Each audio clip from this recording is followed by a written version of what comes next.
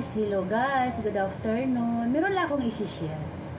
'Di ba sa atin is yung 'di ba sa atin is yung tinatapon lang natin yung mga pinagbalatan ng sibuyas, kamatis o ano pang mga itsitira na nag-ano tayo ng mga gulay na magluluto tayo. Ito po yung the best pala nating gawin.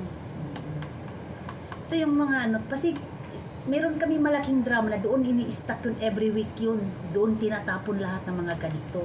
So, pagdating ng ano niyan, maging lupa na siya. Tapos yun ang nilalagay namin sa halaman, sa mga puno-puno ng saging, tsaka puno-puno ng malunggay. Kaya ito ay organic fertilizer talaga ito. Magandang idea, di ba? Dito ko lang na-realize sa amo ko na maganda pala talaga. Kasi nakikita ko rin yung mga tanim namin doon ay nangingitim-ngitim eh.